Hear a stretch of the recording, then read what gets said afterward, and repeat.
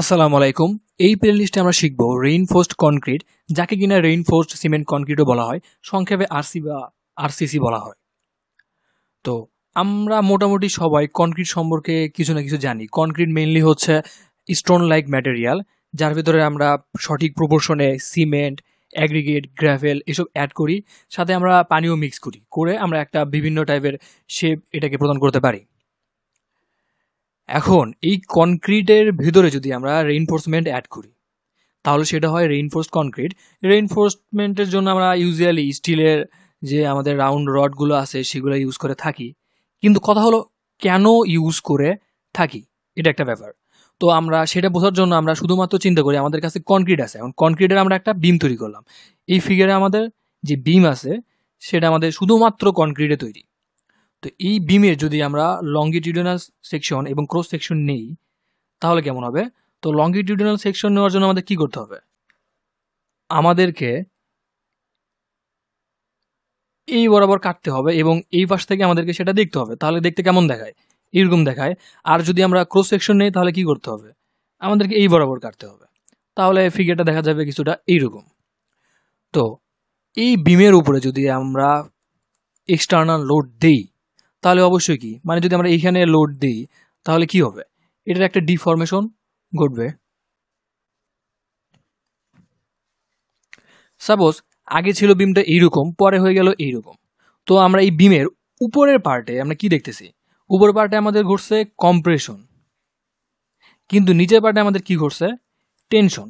তো কনক্রিটের একটা বৈশিষ্ট্য হলো, এই যে আমাদের কম্প্রেশন জোন আছে, আমাদের টেনশন জোন আছে, কনক্রিট করতে পারে কি, এই কম্প্রেশন জোন যে পরিমাণ স্ট্রেস তৈরি হয় সেটাকে অনেক বেশি পরিমাণ নিতে পারে।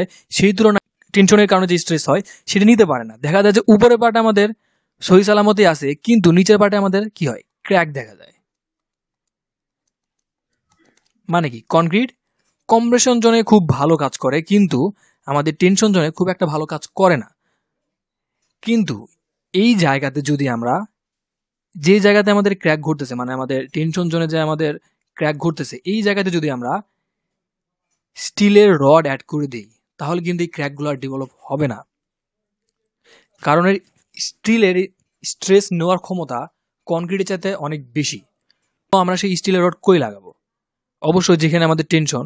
সাপোজ এইখানে আমরা আমাদের রেইনফোর্সমেন্ট অ্যাড করছি। তো লঙ্গিটিউডনাল বরাবর দেখতে কিছুটা এরকম হবে যদি আমরা রেইনফোর্সমেন্ট অ্যাড করি। আর ক্রস সেকশন বরাবর আমরা কি দেখবো? আমি যদি এইখানে সাপোজ আমি 3টা রড অ্যাড করছি, তাহলে আমাদের দেখতে কেমন হবে? এইখানে এইরকম দেখা দিবে। তো এই জন্য আমরা আসলে রেইনফোর্সমেন্ট অ্যাড করে থাকি। তো আমাদের এতটুকু তো ক্লিয়ার কেন আমরা রেইনফোর্সমেন্ট অ্যাড করি।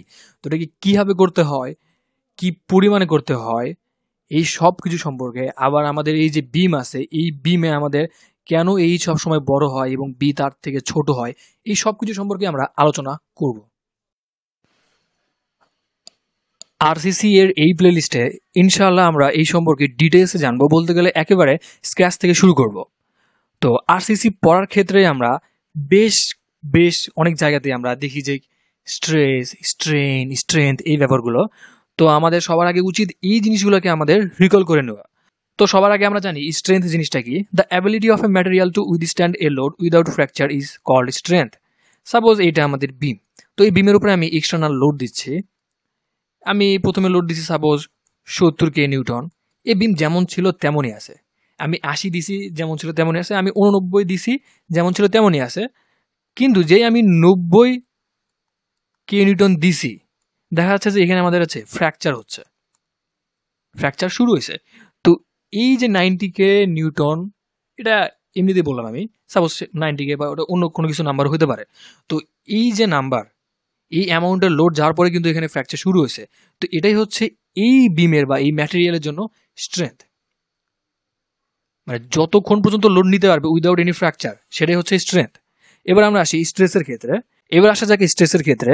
The resisting internal force due to the applied external force per unit area is called stress. Suppose এটা আমাদের বিম, এই পাশে আমি লোড দিলাম 20 নিউটন, আর এই পাশে আমি লোড দিলাম 3 নিউটন। এখন এখানে আমার স্ট্রেস কত? আমি যদি এখানে রেজাল্টেন্ট নেই, তাহলে আমার কত থাকবে? আমার থাকবে কত? 17 নিউটন। 20 থেকে আমার কত বাদ গেছে? 3। এইখানে আমার যে বাদটা গেছে এটা কি আমার রেজিস্ট করে নাই? এখানে আমার 3 নিউটন বলই আমার কি করছে? রেজিস্ট করছে। তার মানে কি আমার এখানে স্ট্রেস কত হবে? আমার স্ট্রেস হবে 3।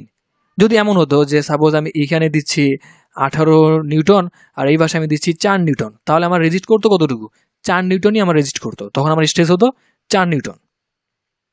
এবং অবশ্যই আমাকে খেয়াল রাখতে হবে, যেহেতু আমি এখানে 4 নিউটন এই পাশে দিছি এবং 4 নিউটনই আমি স্ট্রেস বলতেছি, আমার কি বিমের যে আমার এরিয়াটা আছে, ক্রস সেকশন যে এরিয়াটা হবে, আমার কত হবে? ইউনিট হতে হবে। স্ট্রেন কাকে বলে? It is a measure of deformation produced by the application of external force. Deformation per unit length of a member is known as strain. তো এটা সরাসরি আমাদের ডিফরমেশনের সাথে রিলেটেড। সাপোজ আমাদের এই একটা স্টিলের রড প্রথমে ছিল এরকম লেন্থে, সাপোজ এটা প্রথমে ছিল 1 মিটার, পরে এক্সটার্নাল ফোর্স অ্যাপ্লাই করার পরে বা ধরি যেটা রোদে আছে তো প্রসারণ ঘটে সামহাও এটা পরবর্তীতে হয়েছে 1.5 মিটার। তাহলে আমাদের স্ট্রেন হবে কত? যতটুকু আমাদের বৃদ্ধি পাইছে বা আমাদের হ্রাস পাইছে ততটুকু 0.5 ভাগ আগে আমাদের কতটুকু ছিল, কত হচ্ছে তাহলে আমাদের 0.5। এটার কোনো একক হবে না, কারণ উপরে যদি আমার মিটার হয়, নিচে যদি আমার মিটার হয়, মিটার মিটার কাটা যাবে। এখন আমাকে বললো যে প্রথমে আমার রড ছিল 3 মিটার, পরবর্তীতে এটা হচ্ছে আমার 4 মিটার, তাহলে আমাদের স্ট্রেন কত হবে? আমাদের স্ট্রেন হবে 1, নিচে আমাদের কতটুকু হবে? 3। মানে প্রতি একক দৈর্ঘ্যে আমার যতটুকু ডিফরমেশন ঘটছে সেটাই আমার কি? স্ট্রেন। তো আরসিসি পড়ার ক্ষেত্রে আমরা স্ট্রেনকে মূলত ডিনোট করব এফ সাইলন দিয়ে এবং এই স্ট্রেসকে ডিনোট করব আমরা এফ দিয়ে।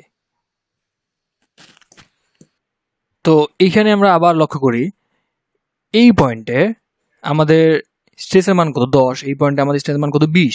তো আমি কি লিখতে পারি যে আমি এই পয়েন্টে আমার স্ট্রেস দ্যাট মিনস এফ, এখানে এস দিয়ে বোঝাচ্ছে স্টিল, মানে স্টিলের এফ এস আমি লিখলাম 10, আমার কোথাও হচ্ছে এটা আবার 20, কোথাও আসছে আমার 30, কিন্তু আমার ইয়েল ঘটছে কোন জায়গাতে? সেইখানে আমার এফ এস এর মান কত? আমার 60। যেহেতু ইয়েল পয়েন্ট একটা স্পেশাল পয়েন্ট, তো এটাকে আমি আলাদা করে এফ ওয়াই আকারেও লিখতে পারবো। তো লিখলাম F Y is equal to 60 K S I অথবা 60,000 পিএসআই। এই ইয়েল পয়েন্টের আগে আমাদের স্টিলটা ইলাস্টিক বিহেভিয়ার শো করে, এরপরে আর করে না। এখন আমরা দেখব কনক্রিটের স্ট্রেস স্ট্রেন কার্ভ। তো এইখানে আমরা 3 ধরনের কার্ভ দেখতে পারতেছি, বি, সি আর ডি। তো আমরা কনক্রিট সম্পর্কে কি জানি? এটা এক ধরনের স্টোন লাইক ম্যাটেরিয়াল, এর ভিতরে সিমেন্ট থাকে, অ্যাগ্রিগেট থাকে, স্যান্ড থাকে, গ্র্যাভেল থাকে। তো এই সব জিনিসপাতি মিক্স করার একটা ব্যাপার আছে, উপর থেকে পানিও মিক্স করতে হয়। তো আমরা যদি বিভিন্ন স্পেসিমেন তৈরি করি, তো সবগুলোর ক্ষেত্রে কিন্তু এই যে মিলানোর যে একটা প্রপোর্শন আছে সেগুলো কিন্তু সেম হবে না।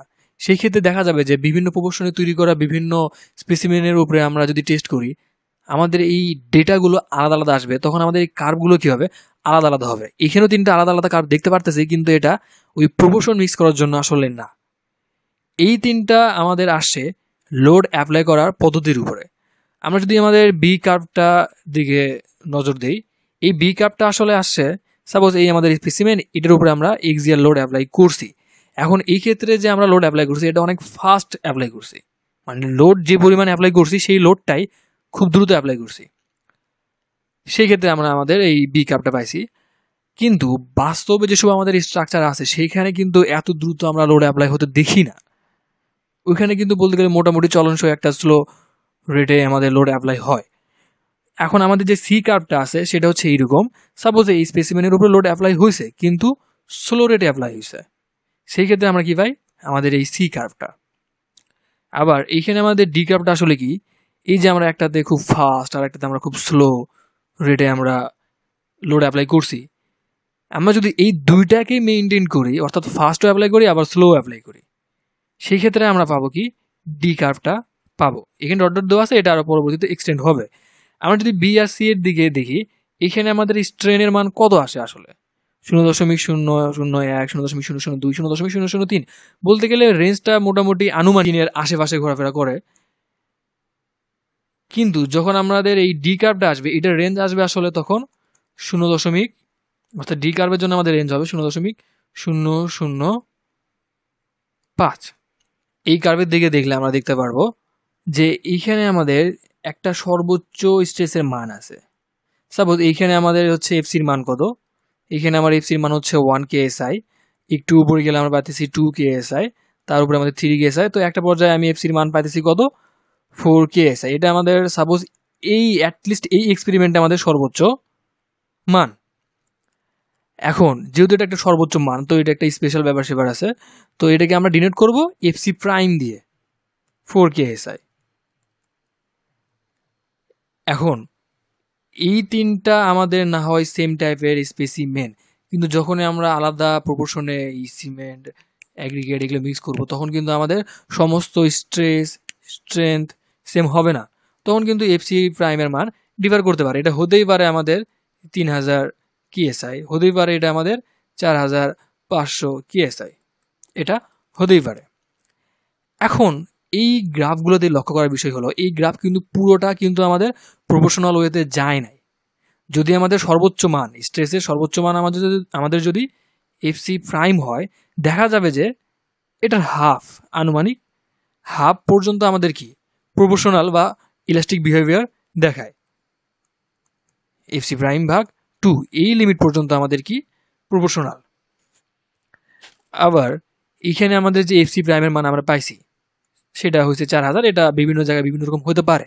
এখন আমি আগেই বলছি আমাদের এই কনক্রিটগুলোতে বিভিন্ন প্রপোর্শনে মিক্স করার ব্যাপার আছে, কিউরিং এর ব্যাপার আছে, সেগুলো আলাদা আলাদাভাবে পর্যবেক্ষণ করলে আমাদের এক একটা কনক্রিটের জন্য মানগুলো অবশ্যই কাছাকাছি আসবে, কিন্তু তারপরেও কিন্তু একটা আলাদা আলাদা মানই দিবে। এখন আমরা যদি জেনারেল একটা এফসি প্রাইম ধরে নিয়ে কাজ করি, সাপোজ আমরা একটা বিল্ডিং বানাচ্ছি, এখানে তো আমার অনেকগুলো বিম লাগবে। এখন একটা বিম থেকে আরেকটা বিম টোটালি ডিফারেন্ট হতেই পারে, মানে মানের একটু ভেরিয়েশন তো আসবেই। তো আমাদের কাজ করার ক্ষেত্রে আমরা সেই সেফটি মেজারমেন্টগুলো নিয়ে থাকি। আমরা করি কি, এফসি প্রাইমের জায়গায় আমরা 0.85 এফসি প্রাইম নিয়ে কাজ করে থাকি। তাহলে কি হবে, সাপোজ আমার একটা স্টেজ আমি বানাইছি, এখন এই স্টেজে হতে পারে কি যে মানে 50 কেজি ওজনের লোক উঠতে পারে, উঠলে এটা টিকবে। কিন্তু আমি বললাম কি না, 50 কেজি পর্যন্ত আমি ওইখানে নোটিশ বোর্ডে লিখবোই না যে এখানে সর্বোচ্চ 50 কেজি পর্যন্ত উঠতে পারে, আমি লিখবো যে 40 কেজি পর্যন্ত উঠতে পারে। মানে যা আছে তার চেয়ে আমি কি করলাম, একটু সেফটি নিলাম। তো একইভাবে এখানে আমাদের 0.85 এফসি প্রাইম পর্যন্ত নেওয়া হয়ে থাকে বিভিন্ন ডিজাইনের ক্ষেত্রে। এগুলো আসলে এক্সপেরিমেন্ট করে করে বিভিন্ন স্ট্যাটিস্টিক্স সংগ্রহ করে এই মানগুলো আসলে বের করা হয়। তো এতক্ষণ আমরা স্টিল এবং কনক্রিটের স্ট্রেস স্ট্রেন কার্ভ দেখলাম। এই দুইটাকে যদি আমরা একসাথে দেখার চেষ্টা করি তাহলে আসলে কেমন দেখায়। যদি আমরা স্টিল আর কনক্রিটের এই স্ট্রেস স্ট্রেন কার্ভকে একসাথে প্লট করি তাহলে এইরকম দেখায়। তো এইখানে আমাদের মানগুলো কততে আছে, এফ এর মান আছে আমাদের KSI। এখন এই যে আমরা ডেটাগুলো বসাই, এই কার্ভগুলো তৈরি করছি, এটা তো অবশ্যই কোনো না কোনো এক্সপেরিমেন্টের মধ্যেই আসে। তো এক্সপেরিমেন্টটা ছিল এইরকম, আমাদের এখানে আমাদের সিলিন্ডারের মতো একটা আমাদের কনক্রিটের ম্যাটেরিয়াল ছিল, এর ভেতরে আমাদের আছে কি রেইনফোর্সমেন্ট বা স্টিলের বার আছে। তো এটার উপরে যখন আমাদের এক্সিয়াল লোড অ্যাপ্লাই করা হয়েছে, সেইখান থেকে আমাদের মানগুলো নিয়ে এখানে বসানো হয়েছে। তো এই এক্সপেরিমেন্ট করার টাইমে একটা জিনিস দেখা যায় যে আমাদের যে ডিফরমেশন অর্থাৎ আমাদের স্ট্রেন আছে, এখানে এক্সিয়াল লোড অ্যাপ্লাই করার কারণে আমাদের কি হয়েছে, কম্প্রেশনাল কনক্রিট অ্যান্ড স্টিল। তো এই দুটারই কম্প্রেশনাল স্ট্রেনের মান হয় কি সেম আসছে, অর্থাৎ এপসাইলন সি এবং এপসাইলন এস এই দুটার মানে আসছে আমাদের সেম। এখন আমরা কি জানি যে মডুলাস অফ ইলাস্টিসিটি যদি আমরা বলি, সেটা সম্পর্কে কি জানি যে এটা হয় কি স্ট্রেস ভাগ স্ট্রেন। তো আমরা এটা কিভাবে লিখতে পারি যে ই ইজ ইকুয়াল টু, যদি আমাদের স্টিলের হয় তাহলে আমরা কি লিখবো, এফ এস ভাগ এপসাইলন এস। আবার একই জিনিস যদি আমাদের কনক্রিটের জন্য হয় তাহলে কি হবে, এফ সি ভাগ এপসাইলন সি। তো এখান থেকে কিন্তু আমরা এপসাইলন এস এর মান এবং এপসাইলন সি এর মান আলাদা আলাদা করে লিখতে পারি। তাহলে কি epsilon S is equal to আমাদের F S divide by E S, আর এখান থেকে epsilon C is equal to আমাদের F C divide by E C. যেহেতু ই এপসাইলন এস এবং এপসাইলন সি সেম, তাহলে আমরা মানগুলো বসাই দেই। F S divide by E S is equal to F C ভাগ ই সি। তো তো এখান থেকে কিন্তু আমরা লিখতে পারি যে epsilon S is equal to E S ভাগ E C into F C. এই পার্টটুকুতে আমরা লক্ষ্য করি এপসাইলন এস এবং এপসাইলন সি এটা কি আছে, ভাগ অবস্থায় আছে। এটা কিন্তু এক ধরনের ratio, modulus of elasticity for steel divided by modulus of elasticity for concrete. এই যে রেশিও এটাকে আমরা এন দিয়ে প্রকাশ করতে পারি। এখন অনেক ক্ষেত্রে দেখা যাবে যে এটার মান আসছে 8, কোথাও কোথাও আসবে 9। সাপোজ আমি এই মুহূর্তের জন্য আমি ধরে নিলাম এটা 8। তো আমরা প্রথমে এটাকে আলাদা করে নিই যে F S is equal to N into F C. যদি আমাদের এটা এমন হয় যে F S is equal to 8 F C, তাহলে কি বুঝাবে? এই এক্সপেরিমেন্টে আমরা কি দেখতেছি, একই পরিমাণ লোড অ্যাপ্লাই করার কারণে আমাদের স্ট্রেন সেম হইছে, কিন্তু আমাদের যে স্ট্রেসের মান সেটা স্টিলে কনক্রিটের চাইতে 8 গুণ বেশি থাকে অথবা n গুণ বেশি থাকে। এটা কিভাবে 8 আসলো বা 8 এর চাইতে কিভাবে একটু ডিফার হইতে পারে সেটা আমরা পরবর্তীতে দেখব। তো এই n কে বলা হয় আমাদের মডুলার রেশিও।